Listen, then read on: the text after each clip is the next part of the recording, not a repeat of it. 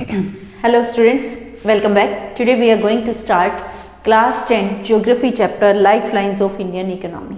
As its name indicate कि हमने इस चैप्टर में किसके बारे में बात करनी है, इंडियन इकोनॉमी के बारे में। और इंडियन इकोनॉमी के बारे में हम कौन सा पॉइंट डिस्कस करने जा रहे हैं रिगार्डिंग द लाइफ लाइन्स, यानी ऐसे कौन से फैक्टर्स हैं, कौन सी लाइफ लाइन्स हैं जिन पर इंडियन इकोनॉमी जो है वो बहुत ज़्यादा डिपेंड करती है, राइट। अब as we know very well कि किसी भी कंट्री की जो इकोनॉमी है वो डिपेंड करती है कि उस कंट्री में प्रोडक्शन कितनी है, आगे उसकी कंजम्पशन कितनी है, यानी उसको कंज्यूम कितनी हद तक, किस लेवल तक किया गया है। तो जितनी कंजम्पशन होगी उतनी ज़्यादा ही प्रोडक्शन होगी, और जितनी ज़्यादा प्रोडक्शन होगी उस कंट्री की इकोनॉमी उतनी ही ज़्यादा ग्रो करेगी। Before moving forward, I just want to say if you are really getting benefit from these lectures, don't forget to like, share and subscribe my channel. Then the movement of goods and services from their supply location to demand location necessitates the need for transport.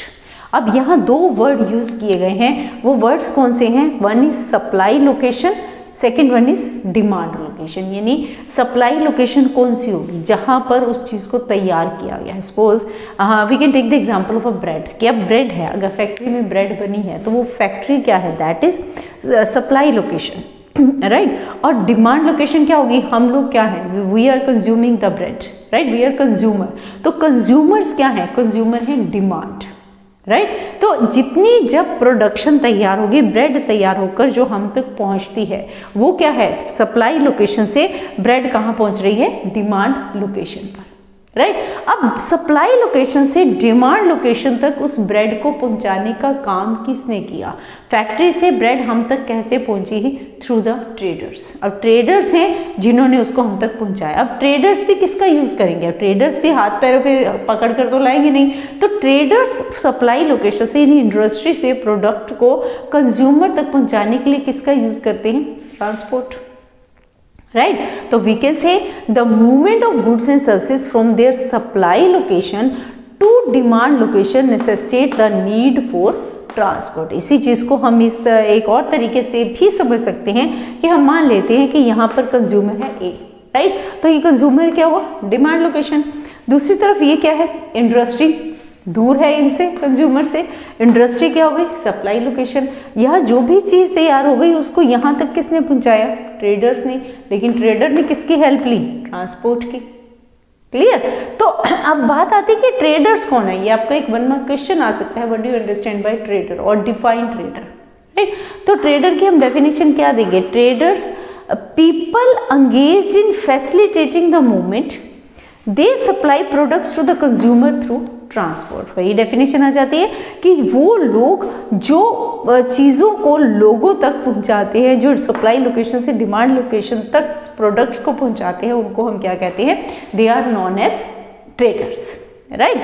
अब इसी वजह से hence the pace of development, किसी भी development का जो pace है, यानी जो रफ्तार है, वो क्या होगी?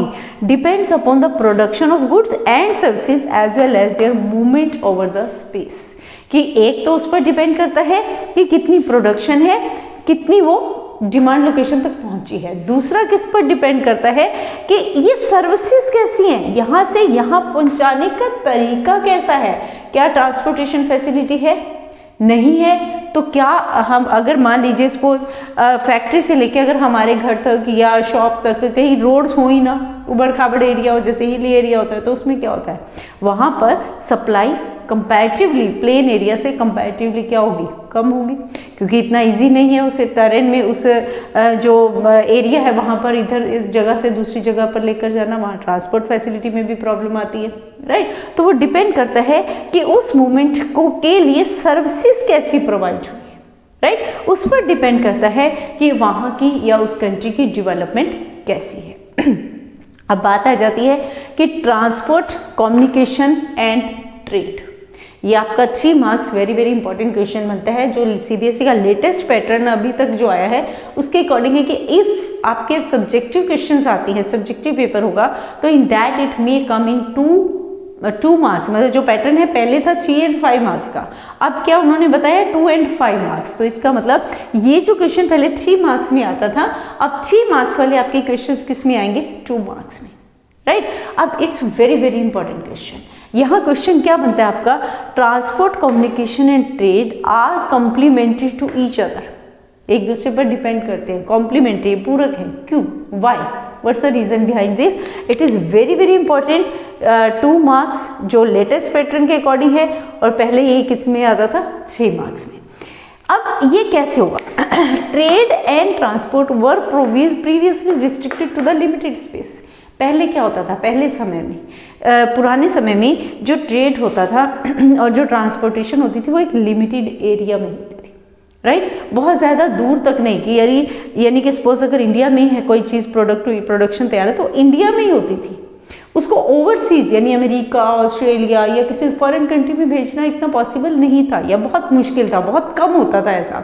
या फिर आप ये कह लीजिए कि आपके एरिया में कोई प्रोडक्शन हुई है तो वहीं पर उसकी कंजम्पशन होती थी, तो दूर दूर देशों में भेजना, दूर दराज के एरिया में भेजना मुश्किल था, राइट। किस वजह से? क्योंकि ट्रांसपोर्टेशन फैसिलिटी नहीं थी, कम्युनिकेशन सिस्टम नहीं था।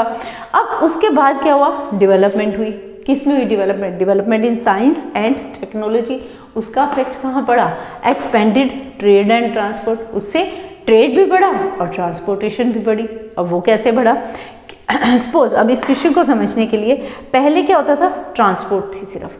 अब ट्रांसपोर्ट में क्या क्या चीजें होती थी? Roadways, road, right. इसके अलावा क्या होता था? रेलवेज, क्या बन गया? रेलवेज,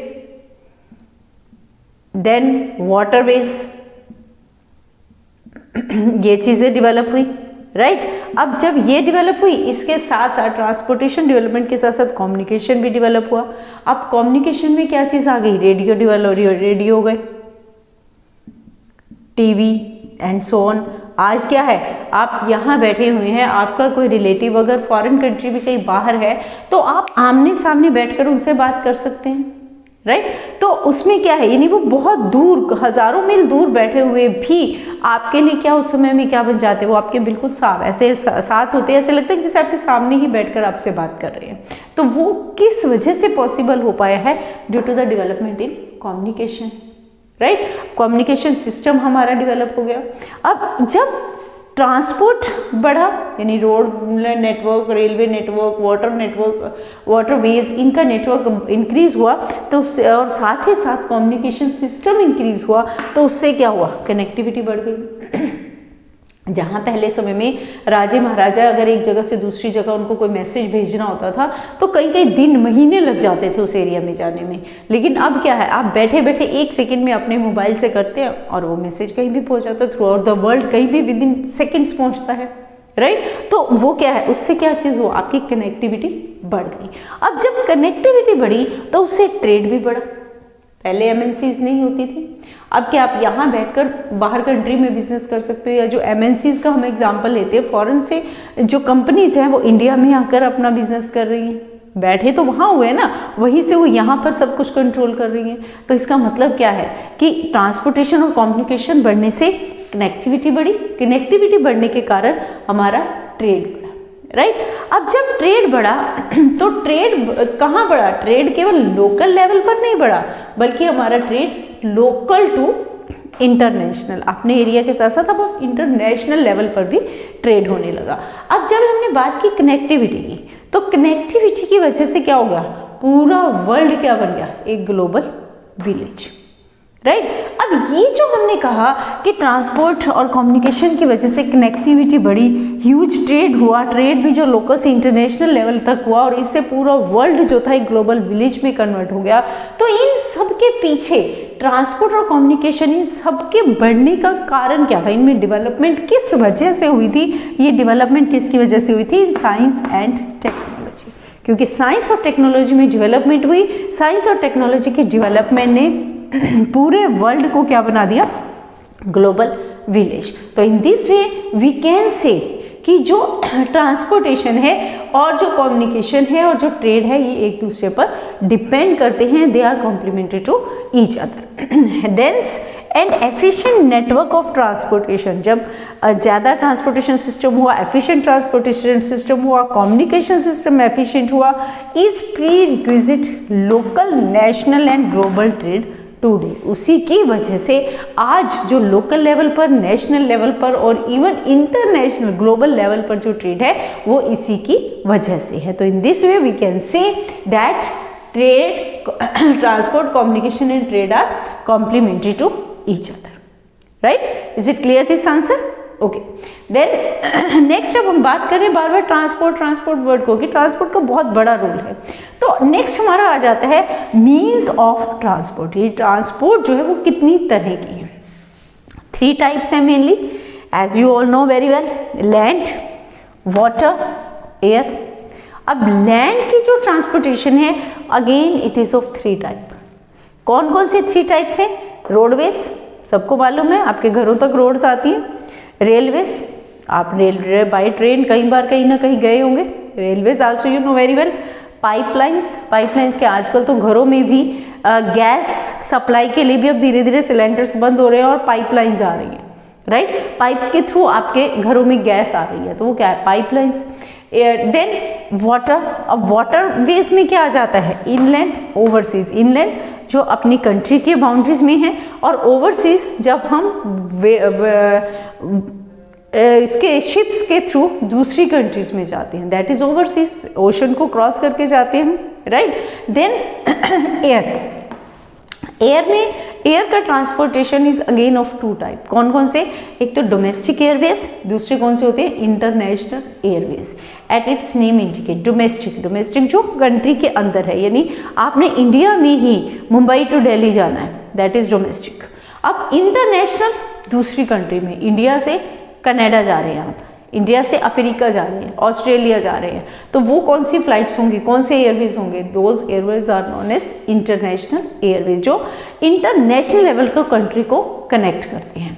देन अब domestic airways again are of 2 type. First one is public undertaking, second one is private. Public किसके अंडर होते हैं? गवर्नमेंट के अंडर एंड प्राइवेट जो किसी इंडिविजुअल के द्वारा चलाए जाते हैं, वो कंपनी इंडिविजुअल की होती है, राइट?